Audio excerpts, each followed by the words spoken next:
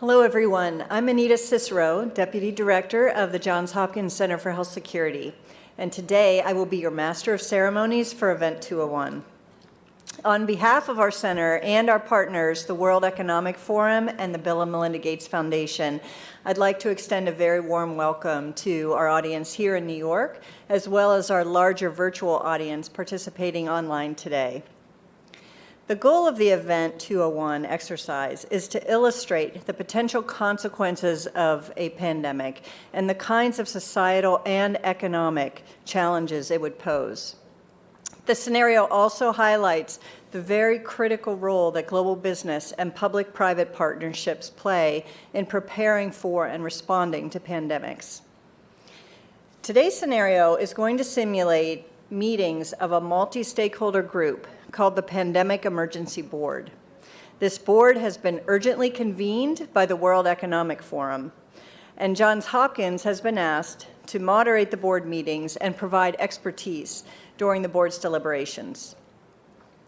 The mission of the Pandemic Emergency Board is to provide recommendations to deal with the major global challenges arising in response to an unfolding pandemic. The board is comprised of highly experienced leaders from business, public health, and civil society. The board's recommendations are aimed at top decision makers in national governments, global business, and international organizations. In this scenario, Tom Inglesby, the director of the Johns Hopkins Center for Health Security, will be chairing the board and serving as the moderator for its discussions. Today's exercise will simulate 4 meetings of the Pandemic Emergency Board, and each meeting will be devoted to one key topic. Each meeting will start with a video and a briefing that will provide the information needed for the board members to engage. Please note, this is not a test of any particular person, organization, or nation. The participants are all playing as themselves. That is, senior business executives, NGO leaders, and government officials.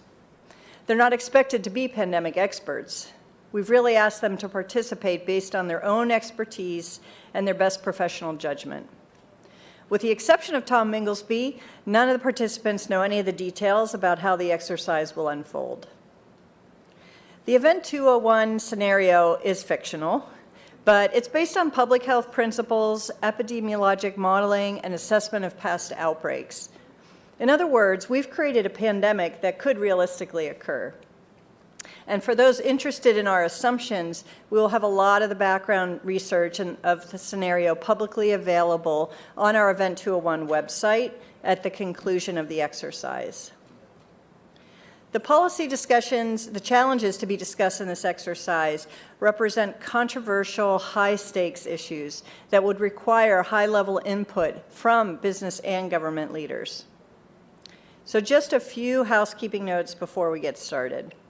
For our in-person audience, please do silence all your electronic devices, but you may tweet at #Event201. We're going to have a 15-minute break in the middle of the exercise, so please try to confine your calls and work to that time. Because the event is being video recorded and live streamed, we ask that you remain quiet as much as possible and avoid moving around during the exercise. The exercise is going to end at 12:30, and there'll be a luncheon in the cotillion room, to which you are all invited. As you know, there's also an online virtual Event 201 exercise that's happening simultaneously. And for those of you online, and I understand there are hundreds of you, you will be seeing the same news videos and briefings as we do here in New York. But you will engage in your own online discussion in place of watching the discussions of the players here in the room. The topics and the pacing of the deliberations will be the same, both online and in the room. So, as you can see on this slide, we have an outstanding group of global leaders playing the role of the Pandemic Emergency Board members here in New York. And with that, let's welcome our participants and invite them into the room. Tom Inglesby from Johns Hopkins Center for Health Security, LaToya Abbott, Marriott International, Sophia Borges, UN Foundation, Brad Connett, Henry Schein, Chris Elias, the Bill and Melinda Gates Foundation. Tim Evans, formerly of the World Bank. George Gao from China CDC. Avril Haines, former Deputy U.S. National Security Advisor. Jane Hulton, ANZ Bank, and former secretaries of both the Department of Health and Finance in Australia. Matthew Harrington from Edelman. Martin Knuckle from Lufthansa Group. Eduardo Martinez, UPS Foundation. Stephen Redd from US CDC. Adrian Thomas from Johnson & Johnson. And Hasti Taggi from NBC Universal Media. And Lavin Theroux from the Monetary Authority of Singapore. Welcome. And before we begin the exercise, I also want to introduce Ryan Morhard, who's lead of the Global Health Security Group at the World Economic Forum, and he will say a few words. Ryan.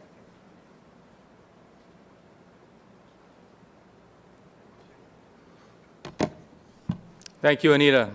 And good morning and welcome again on behalf of the Center for Health Security, the Bill and Melinda Gates Foundation, and the World Economic Forum.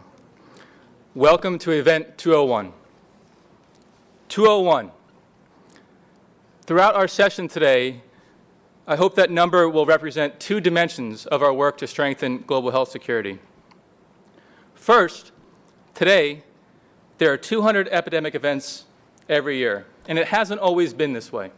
The number is increasing, driven by globalization, climate change, urbanization, deforestation, and other trends of our modern world.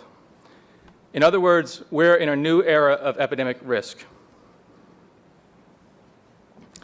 And the second dimension is that one of these days, one of these epidemic events will be a pandemic, a fast-moving pandemic. And mitigating risk and impact of that pandemic will require an all-hands-on-deck approach. And we know from past responses that public-private cooperation will be essential. We also know from these responses that there are some bright spots when it comes to public-private cooperation, but some real critical challenges remain. But there's every reason for us to work together to address these challenges.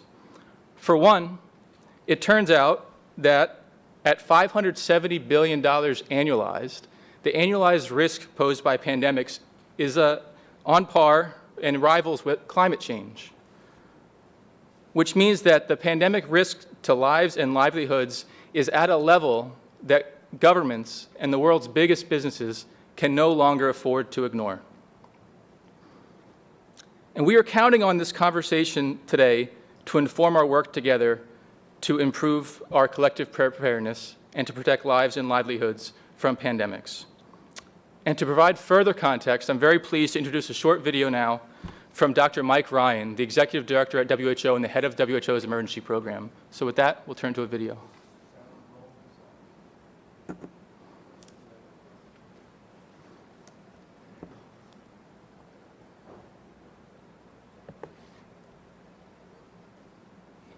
Greetings, distinguished guests, and thank you for this opportunity to say a few words at this year's Event 201, the high-level simulation exercise for pandemic preparedness and response, hosted by Johns Hopkins Center for Health Security, the World Economic Forum, and the Bill and Melinda Gates Foundation. Unfortunately, I was not able to join you today. I'm involved in the IHR Emergency Committee for Ebola, but I had hoped to be in the room with you, because the issues you will be dealing with over the next hours may be tabletop exercises today, but they address real and critical threats which we at WHO take very seriously. Without a question, epidemic risk has become a global strategic concern. I don't think we've ever been in a situation where we have had to respond to so many health emergencies at once. This is a new normal. I don't expect the frequency of these epidemics to reduce, and in fact, vulnerabilities all over the world, developed and developing countries, have increased, not decreased, driven by many, many factors, mainly through human behaviour, economic development, population density, and many others. The scenario you will be presented with this morning could easily become one shared reality one day. I fully expect that we will be confronted by a fast-moving, highly lethal pandemic of a respiratory pathogen. The question is, are we prepared to globally respond to the next major pandemic event? Are we ready to cooperate and perform across countries and across sectors to face such a threat? Have we established the surveillance and risk assessment systems, the communication tools, the supply chains, and the business continuity plans that will be needed not only to protect health in a major epidemic or pandemic, but to protect economic development, to protect political and social systems? Do we collectively drive innovation enough to face the evolving global threats which we are anticipating? The nature of pandemics is that many countries will be affected at the same time. This is particularly true with the respiratory pathogen, as they are often transmitted by asymptomatic persons. They spread fast. In 2009, the pandemic virus reached all continents in less than 9 weeks. WHO's priorities are to establish a minimum capacity to detect and respond in each country around the world, to develop global strategies for the containment and control of individual disease threats, and develop global mechanisms to ensure cross-sectoral and multinational, multilateral coordination. Innovation and partnership across all sectors are needed, including joint strategies between global health leaders and the drivers of travel, communication, data technology industries. WHO is working at all levels through a variety of partnerships to strengthen national and regional preparedness, such as GORN, the Global Outbreak Alert and Response Network. Through the PIP framework adopted by WHO member states in 2011, WHO has secured 400 million vaccine doses for influenza, 10 million antiviral treatments and 250,000 diagnostic kits for the next pandemic. We have completed external evaluations of surveillance and response systems in over 100 countries and carried out more than 50 simulation exercises at country level, looking for vulnerabilities and weaknesses in national systems. This voluntary, collaborative, multi-sectoral process helps countries to assess their capacities and identifies the most critical gaps within their health systems in order to prioritise opportunities for enhanced preparedness and response. The Pandemic Supply Chain Network, part of the Epidemic Readiness Accelerator, which is a project of the World Economic Forum in partnership with many, including WHO. It's a public-private collaboration to develop a globally connected supply chain that can support health emergency operations during a pandemic. Stakeholders consist of product manufacturers to logistics providers, distributors and UN partners, including ourselves. Michael Griffin is WHO's focal point for the Pandemic Supply Chain Network, and he's there with you this week. Constant innovation and the use of cutting-edge technology is key to pandemic preparedness. In order to pool data and analytics at a global scale for disease prevention, the EpiBrain initiative, a global data ecosystem, aims to build a collaboration of big data networks to understand and predict epidemics. It supports data science, innovation for outbreak preparedness and response. Despite this progress, there is still much to be done. Cross-sectoral simulation exercises, such as the one you will be experiencing today, contribute to a better understanding of the critical gaps, the cooperation required from global businesses, response decisions required from government and public health leaders to minimise large-scale economic and societal consequences of a severe pandemic. I wish you the best of luck, and we are looking forward to working with each of you to strengthen pandemic preparedness in the future. Thank you. And our thanks to Dr. Ryan. And with that, here in New York and online, welcome to Event 201. It began in healthy-looking pigs, months, perhaps years ago. A new coronavirus spread silently within herds. Gradually, farmers started getting sick. Infected people got a respiratory illness with symptoms ranging from mild flu-like signs to severe pneumonia. The sickest required intensive care. Many died. At first, the spread was limited to those with close contacts, healthcare personnel, co-workers, and families. But now it's spreading rapidly throughout local communities. International travel has turned local epidemics into a pandemic spanning the globe. Just 3 months ago, CAPS started in South America, but has now reached several countries with more than 30,000 cases and nearly 2,000 deaths. Good morning, and thank you all for being part of this Pandemic Emergency Board. We're at the start of what's looking like it will be a severe pandemic. And there are problems emerging that can only be solved by global business and governments working together. The global community has been working to respond to this pandemic since its recognition, but as health and economic impacts have become more severe, the World Economic Forum has convened this board because of your combined expertise, your backgrounds, and your global voice. We will need all of you to help us respond to urgent policy crises that are emerging. The purpose of this board is to advise leaders in national governments, global business, and international organizations on the response to the pandemic, particularly focused on international problems that require collaboration between business and government. Your recommendations will be critical and will be promulgated and communicated broadly at the end of this meeting. On the left screen, as we have this meeting, you will find a dashboard of information about the pandemic that will help us in our conversations. As important background for this discussion, we want to start the meeting by viewing this news story that just aired on Global News Network.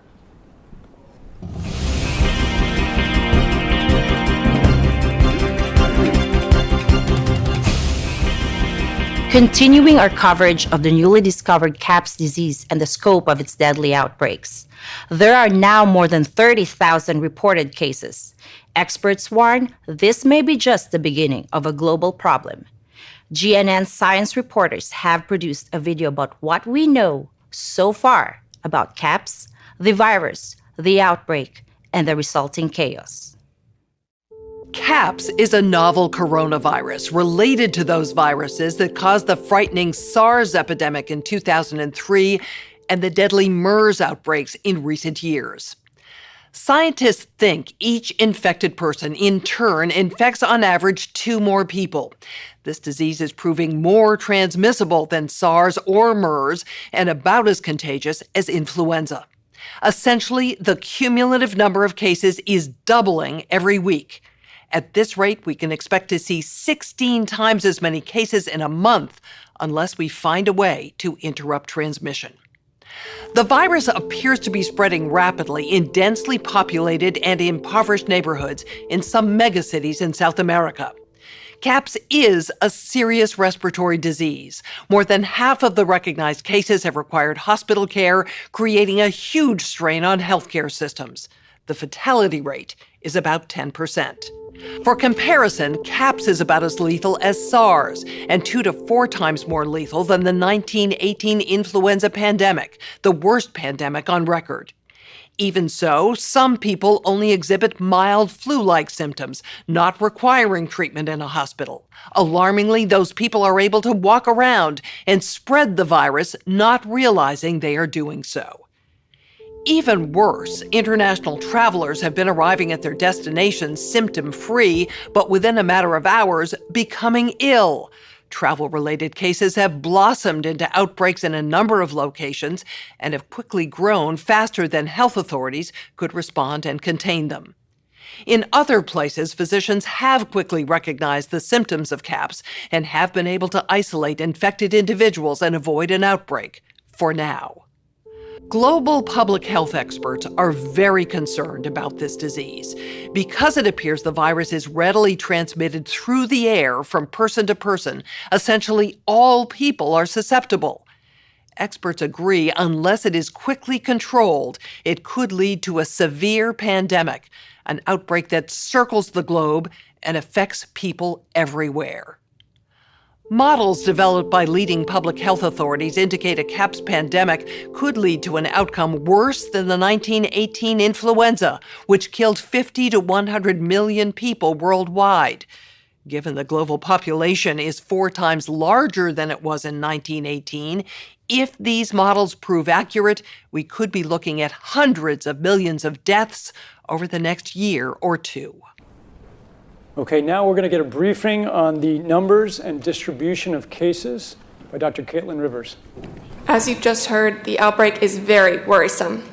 The vast majority of cases are occurring in Brazil and other South American countries.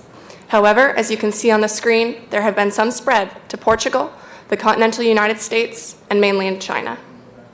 Our models project that with continued spread in Latin America and predicted spread to additional countries, we could be looking at double the number of cases in 1 week and 16 times as many in a month if we are not able to stop the spread. That would be on the order of 500,000 cases, and it would continue to rise exponentially. In 3 months, we could be approaching 10 million cases. We are also tracking financial markets as an indicator of the economic impacts of caps. While markets are down worldwide in the past couple of weeks, they are still positive for the year. Thank you, Dr. Rivers. The first emerging policy crisis for which we need this board's recommendations regards global allocation and distribution of medical countermeasures. And by medical countermeasures, we mean vaccines, drugs, and diagnostics and other medical supplies to help us combat the CAPS pandemic. I know we would all agree that if we had a vaccine in hand for CAPS, it'd be a game changer.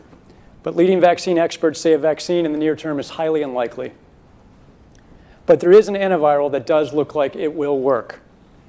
And to understand that better, we're going to watch one more clip here.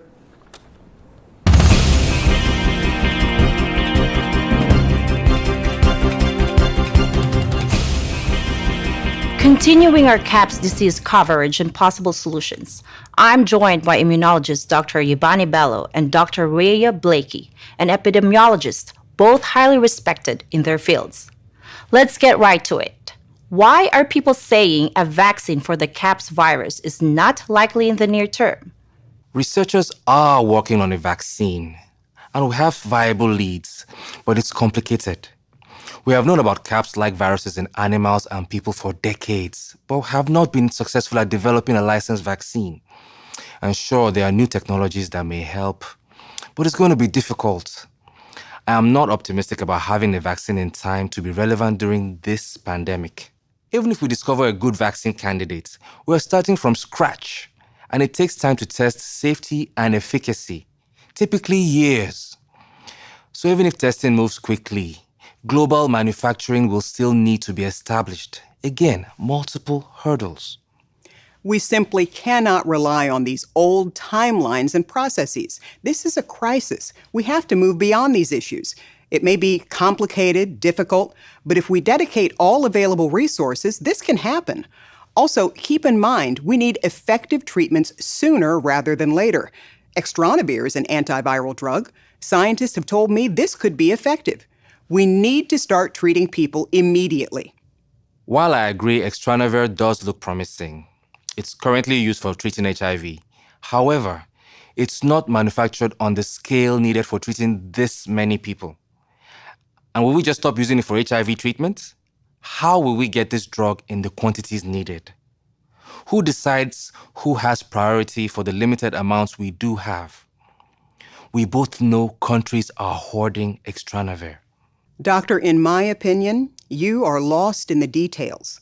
With enough money and political will, anything is possible. Let's get going on this now. Thank you both for this extremely important discussion. Our U.S. affiliate has just released polling results on public expectations for a vaccine. A majority of Americans expect a vaccine to be available within 2 months, and 65% of those polled are eager to take the vaccine, even if it's experimental. In related news, a significant demand for personal protective equipment like N95 masks and gloves are on the rise due to the pandemic. However, globally, hospitals are running low. Additionally, other critical medical supplies such as saline and antibiotics are dwindling. Countries and companies are reportedly stockpiling supplies, disrupting healthcare supply chains, causing dangerous shortages in many parts of the world. And finally, for the latest information on what we know about vaccines and this antiviral, here's medical countermeasure expert Matt Watson. As we've just heard, there is no existing vaccine that appears effective against the newly discovered CAPS virus. Governments, scientists, and companies around the world have begun working intensively to develop one, but it's highly unlikely that a vaccine could be developed, tested, manufactured, and distributed in less than a year, and it's likely to take much longer. While there have been efforts to develop vaccines against SARS and MERS coronaviruses, none have been licensed. And given the distinctions in the CAPS virus, vaccines against those diseases would not be effective for CAPS. The antiviral drug Extranavir has demonstrated some efficacy against the CAPS virus. It reduces the severity of illness and saves lives in those who are infected, but does not prevent infection like a vaccine would. Extranavir is a generic drug primarily used to treat HIV. It is manufactured in 5 countries, including the United States and China. Approximately 1 million people take Extranavir every day for HIV. If all of those HIV patients could be switched to other antiretroviral drugs, we could potentially free up enough Extranavir to treat 26 million CAPS patients. Assuming further that we could double production over the course of a year by bringing additional manufacturing online, we could eventually have 52 million treatment courses per year, but it will take many months to get there. And there is not likely ever to be enough to keep up with the need as long as the disease continues to spread at this accelerating rate.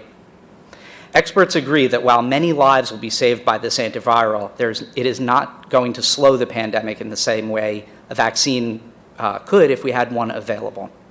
However, we do have the potential capacity to save many people. Now the question is, how do we distribute the supplies we have? Existing global supply chains and logistics networks for Extranavir run efficiently under normal conditions, but the pandemic is likely to be very different. We are hearing that one country where Extranavir is produced is planning to block some or all of the export of this medicine to hold on to it for their own people. Tensions are rising between governments and pharmaceutical and medical supply companies about how supplies should be allocated and who gets to make those decisions. International humanitarian organizations are raising serious concerns about access to antivirals for people in low and middle income countries. In addition to antivirals, other medical supplies are not reaching those who need them in many parts of the world. This is especially pronounced in low and middle income countries, which are reporting the highest rates of disease transmission and mortality. In part, this is due to last-minute stockpiling and hoarding by customers, and in part, it is due to cost and logistics issues. Personal protective equipment, such as N95 respirators, are in critically short supply in some areas. N95 respirators are manufactured by many companies around the world, but there are no reliable estimates of how many are produced or what global production surge capacity is. All we can say is that production capacity covers normal demand, and it is not uncommon to have temporary shortages during severe flu seasons. In a severe pandemic, we can expect the need to increase by a factor of at least 2 to 3. Given these supply issues, there are a number of potential proposals being floated aimed at coordinating and facilitating medical countermeasure allocation and delivery around the world. Politicians, business leaders, scientists, and policymakers are weighing in. Some are suggesting that suppliers and buyers continue to work independently to decide where to send antivirals and medical supplies.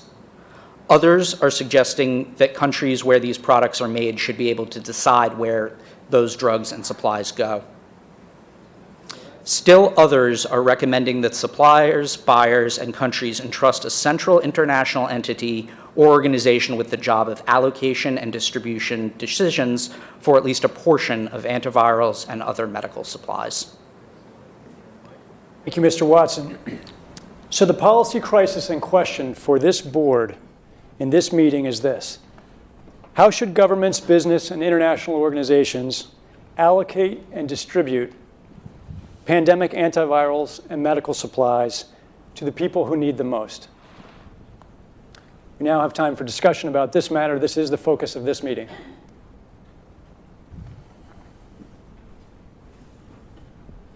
Any reactions?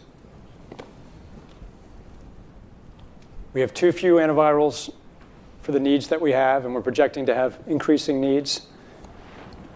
So should we let normal suppliers and buyers manage the distribution and allocation of this medication?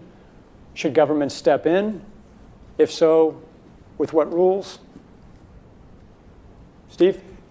Yeah, let me start by saying it is fantastic how much has been learned about this disease in just the short period of time since its discovery. I think one issue that hasn't yet been explored is what could be done to suppress transmission apart from the use of countermeasures. And so I think that's something that needs to be an active area of study. Learning where transmission is occurring would be helpful in order to implement measures that don't require medicines to suppress transmission. Maybe hospital settings, school settings are places where transmission could be occurring. With regards to the question of sharing this scarce resource, we do have some models that I think could be built upon. The PIP framework, the things that were done during H1N1 to share vaccine. I think each of those models should be explored as ways of some sort of distribution process. One of the specific things that was done during H1N1 was to examine the critical individuals in countries as a sort of a minimum level of countermeasure that would be needed, and to So do you mean critical infrastructure? Exactly. Critical infrastructure Right. in countries going? Security, police, fire. What number of treatment courses? If we had enough to share, what would that minimum number be, just as a starting point for negotiation? Great, Adrian. And then I think before we agree that we have a finite resource, we need to really challenge ourselves on the vaccine production. We've seen historically that we can actually produce an Ebola vaccine in a year. It requires flexibility on the regulatory side. It requires commitment from companies. But I do think that before we say that a vaccine is not available, we should not slow down on that. We should pursue that. And I think similarly, we need to explore how could we accelerate production of our antivirals. We've seen it happen before in the HIV crisis. It's possible, but decisions need to be made, and we need to bring the right people together to do that. Okay. And for the moment, before we are able to accelerate production of the antiviral, do you have any initial reaction, since you are potentially one of the companies that could be part of this deliberation? What we've seen work very well in the HIV field is, in fact, procurement through the Global Fund. So having a centralized mechanism, so financially able to procure on behalf of affected countries would be critical. I think the second thing is it's going to be very important that for the business sector, for manufacturers of antivirals, that we have clarity around what the need is and where the need is and who are making the decisions. So who's deciding on where they're going? Okay. So can I add to that? Yes. So one of the challenges we have is what to do in the really short term about the supply of vaccines, antivirals, etc. Because low to middle income countries will be concerned that the entire supply chain will be tied up by the time they can even figure out how to finance their purchases. We know, and we know this from what happened with H1N1, that if you can stop something early in terms of everything from ring fencing in particular countries, but also to look at the transmission from country to country, and there's a variety of measures that can be taken to do that. But unless that is done in a global context and it's done very early, we will end up with a situation where the entire supply chain will have gone. So what we need to do at the very outset is figure out what the likely route of transmission is and move very quickly to secure supplies and distribute supplies according to whatever epidemiological protocol and based on what Steve says, as we know, we already know some things about the transmission of this disease. But unless we do that whilst doing what we can do on vaccine, I agree, we will have this get out of control. Okay, Tim. Yeah, we'll go down the line. It's important, and it's fantastic to have this information in front of us, because if you look across the countries, you've got very different patterns already. Chile seems to have a 3% case fatality rate, Ecuador a 5%. So what's going on there, and are there lessons in terms of how they're managing the outbreak, which might inform ways in which you're going to decrease the need for scarce resources? Are they more effective at, in their supportive treatment, or what is it that's explaining what look to be significantly different patterns in the outbreak of the epidemic?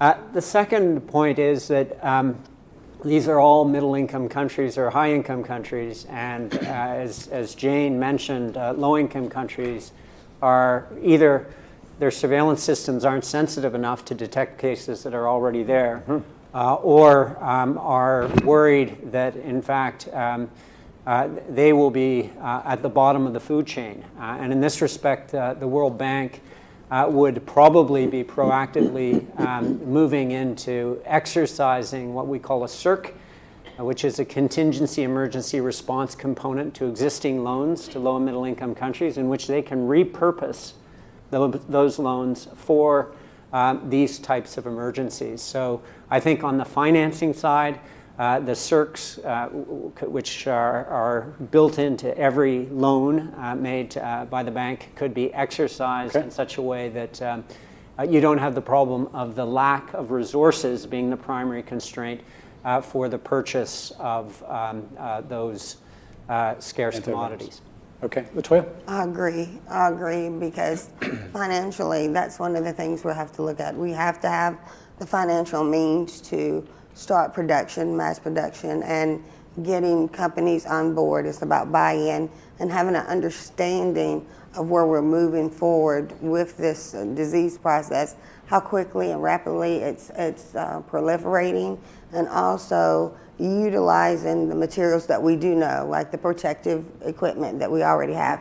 We know it's airborne, so ensuring that companies that are manufacturing these products have the financial ability to be able to do such. So that way, even if we are in the process of continuing to develop this drug, there is some type of protection that's going on to the lower companies. Great. So I'm going to keep going down the line, but just in terms of the initial reactions, do we think, as Adrian suggested, that there should be some kind of international resource or distribution method, or really is this going to be every country for itself doing what it can to procure N95 masks, antivirals for itself? And so just think about that as you're making your comments. Yeah. Well, I do think that there needs to be sort of an honest broker, a centralized command and control organization that really brings together the public-private sector, both on a global approach and also on a local approach, because we can't forget that transparency and communications at the local level are going to be critical in the to stop the continued spread. But I do think there needs to be some form of centralized approach to really organize all the various efforts that are going to be undertaken. Okay, I think a lot of people want to get in here. We'll go around the table. Martin, Sophia, Chris, and then George. Thank you. I fully support the centralized approach in this state we have already, if it comes also to global distribution of any products. And I would like to go back to Stephen's first statement. We had parallel to this, we should really focus on how the spread could be controlled better or easily. If I talk about logistics for globally distributed topics, we need to protect the staff that is responsible for this. If they don't protect it, they won't do this. And then the entire chain breaks apart within no days. So we really have to do it both parallel to find out possible ways to protect the people that are in charge for this, and it should be centralized, organized, otherwise it will not work. So you're saying that the people who are delivering these medicines and moving them around the world, they should be protected by these medicines? Yes. With N95 masks. I mean, there's basic protection anyway in a phase like this, but we should enlarge this with the newest information we have about the spreading. Only with this we can guarantee that any distribution is possible at all. Okay, Sophia? Thank you. Yes, I agree. And I wanted to speak to the point about having the honest broker. And I think in this regard, the United Nations fits the bill. I think that given that the countries most affected are those that are low and middle income countries with unequal access to technology, to finances, the UN has a worldwide footprint, universally recognized, and universal membership. And I think taking the example of the Ebola crisis last round, when a trust fund was established, and calling on member states who are capable of contributing to that trust fund in order to help those that are least capable, the low and middle income countries. Thank you. Chris? Thanks, Tom. I want to agree with a couple of comments. One is about the need to prioritize for the frontline health workers, the basic people to keep the system working. I think it's important to recognize that we have the data that you're showing because of some remarkable international collaboration about sharing information in real time about the patterns of disease. And that's come out of the international health regulations, and that's a good first step. If we're now going to try to prioritize the allocation of scarce commodities, having this kind of dashboard to know where those masks and drugs are, and to get at some of the psychology that's behind some of the hoarding. People may be making bad decisions because they think it's more scarce than it actually is.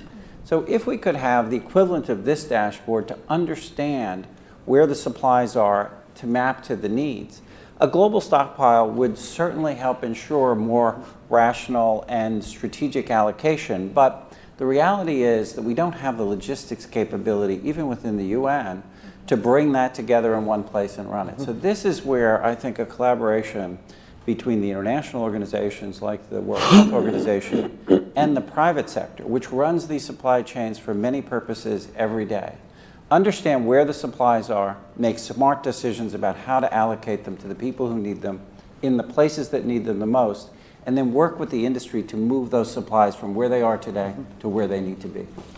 On your point of transparency and data about where supplies are, where medicines are, where N95 masks are, we couldn't agree more. We've been unable to find that data, so I think it's an important need that you just surfaced. George? Yes, I would support for the proposal, centralized, coordinated effort, not just nationally, also internationally. At such a situation, that's very, very, very important. And when you read all this about the epi data, R0 is 2. It's relatively, you can see the number is there. Especially when you are talking about some country like China or any countries who have the largest population of swine, pig production. So if the virus yet still, transmitted from pig still in the cycle, so that could be very serious. So we have to prioritize. So maybe the farmers or whoever have access to it. So that's very, very important to have the expert to assess the possibility. You see the R0, but you also see it's swine origin. I will still have some new virus from pigs, or the virus already circulating in the human beings. That's also, we should put that into account for the strategy for the allocation of the actual winner. And also I got the information from my staff, looks like, of course, we have capacity to produce the actual number, but even, think about the population we have. We can't expand our capacity.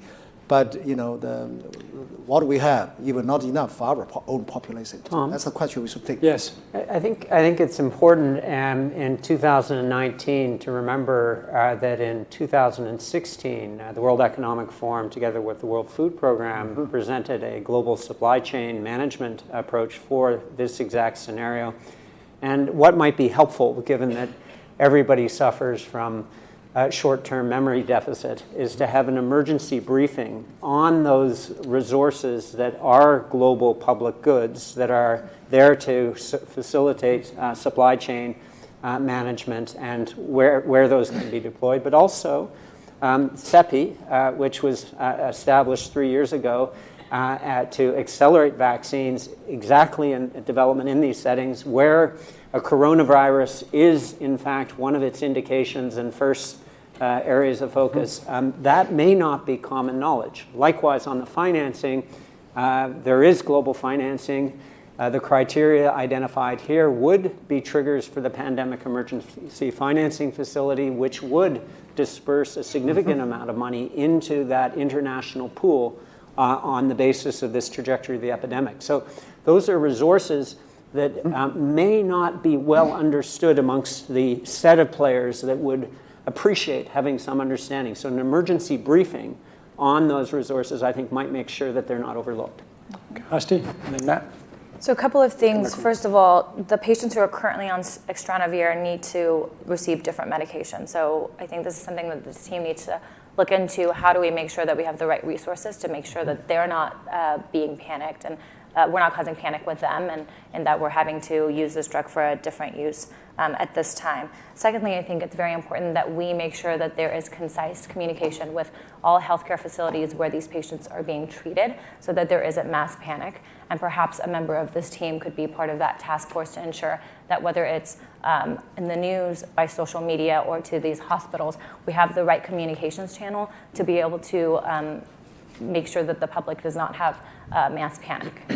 Thanks, Matt. I was just going to, I'll add to that in as much as the value of a centralized convening body that is addressing both the production and supply chain also serves as a convening enterprise around the communications. Because there is a lot of great data that's been collected, but probably more can be done from a public education perspective around containment prevention while the supply chain is managed. Yvonne? I just want to echo Matt's point, and my question here is, what's happening around the world? While we know that there are cases here in these few countries, what's happening to the rest of Asia? What are governments doing to assure the people? And this will help to relax some of the stress that you see in terms of people hoarding personal protection equipment. So I think it requires a global coordination and not just at the individual country-specific level. Yeah, Brad? Yeah, I just wanted to comment on Christopher's scarcity comment. It's not just scarcity, it's also severity, and that's why we see different rates of fatalities, 5% to 3%. And there seems to be a stakeholder maybe missing here, and I may be wrong, but is the provider, and who's taking care of these patients? Because there's definitely discrepancies here on fatality rates. We know in panic, in psychology of panic, people start hoarding. People start, freaking out and wondering, what should I do? And then countries start doing it, and then there's all kinds of dysfunctional decisions made. Providers really need to be at the table talking about how they're taking care of the patients and diagnostics and what they're doing with it, because we're jumping to a little bit of a conclusion that this is going to spread everywhere to the same degree. And this leads to hoarding. And I'll share with you in SARS, N95s, there's still N95s sitting in boxes that were never used. I mean, the hoarding of that was atrocious. I mean, and then there were knockoffs of N95s that really weren't truly impervious masks that were made and then distributed. So I think there's a need to have the providers in the discussion to see really what they're doing to treat the patients. How severe is the epidemic? So just on severity, it's important for you all to know that the estimate from our team and from other ministries of health is that the distinctions in case fatality rate represent distinctions in data collection, not that the disease is any different. It looks like the virus is the same around the world. These are different healthcare systems, different data collection, different surveillance. So overall, our all-in case fatality rate is somewhere in the order of 7% to 10%. It depends on where we are in the world. And in terms of where the disease is in the world, we see lots of blank spots, and we think that's partly or largely due to surveillance systems and the slowness in collecting this data in certain parts of the world. We expect that to come online quickly. Absolutely. Steve, and then Avril, you haven't had a chance. No, Steve. Go ahead, I think you haven't had a chance. Okay, sure. I mean, I think it's just in terms of the precise question being asked, it's clear that having everybody go it on their own is not going to be the most effective answer, right? So I absolutely agree with the comments that have been made that we need to have some kind of international mechanism for coordinating what it is that we would be doing, also for collecting information, also for understanding what the resources are that are available through international mechanisms to execute on that allocation and coordination.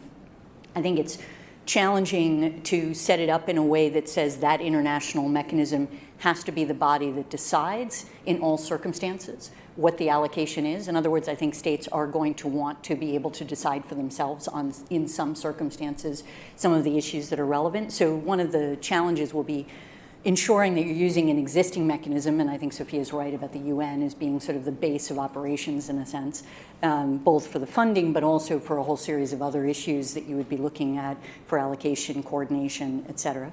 But then making sure that states are stepping up to actually tell people what it is that they're doing, what their decisions are in that context, and creating transparency about what the proper allocation should be for containing this issue so that there can be pressure put to bear on ensuring that states are actually doing what the larger plan needs to be in that context. Can I ask a follow-up question? If there is a centralized stockpile developed, either at the WHO or perhaps somewhere else in the UN system, if you were going to suggest that, or some other entity, how much can you imagine states contributing of the supplies that are being made in their own countries? Is this a 1% allocation, 20% of the supply that they're making? We've already heard from George that China's not making nearly enough medication to take care of China at this point. So what is the desired end state here? Can you, from a state security perspective, if someone who's worked at the top of government, what do you imagine states who have this medication doing? I mean, I think the percentage will depend on the details, right? And what it is that you're capable of actually producing in the context of the particular crisis. And I don't know how much we're able to produce under this circumstance. I think there should be, and there would be, from a public perspective and a public health perspective, right, enormous interest in promoting an allocation to international efforts that would actually contain the issue as quickly as possible, right? And that should be the focus for everybody, in the sense of that's what's going to actually help you prevent the downstream impact of what the trajectory holds for us. So the question is, can you, through this international mechanism, really promote commitments to doing this as quickly as possible and give people a sense that actually if they contribute more, that they will have a better chance of protecting their own populations and their country's security. Okay. Another number of comments. You all just jump in. Yeah. So thank you. So to be completely clear, most of this production would already be committed in contracts. Yes. It is almost unheard of that people are producing product without having a forward commitment for the consumption of that product. So the first thing that needs to be done, because this is not something that the countries currently control, unless countries are going to bring about emergency situations and co-opt an existing supply chain. So the first thing to do is to figure out where that's going. Now, in H1N1, in a number of cases, so the Australian government, we bought vaccine to the extent we could get it, and in some instances we actually gave some of that vaccine. We actually gave some of that vaccine to the United States, who actually ended up with a supply shortage at that particular point. So, inconsistent with working out where the biggest vulnerabilities are, the first thing you need to do is figure out who's got control of those supply chains and those products, and then figure out where, for the greater global good, it should be deployed. But we need to be clear. Any government who says, I'm going to ship every single dose of a particular product offshore is going to end up with a challenge domestically. So giving governments the capacity to manage both their domestic concerns together with being good players. And we know from the PIP framework that companies will similarly contribute, but it's got to be in an organised framework. Okay. And that challenge, I think, is being proved out with the increasing rhetoric, both by candidates in the US, UK, and Germany, who are saying that globalism is responsible for this pandemic, and therefore there's a rising protectionist nature to take care of their own. And so I think it's an instance where the business, health, and scientific communities need to combat that rising rhetoric and misleading information.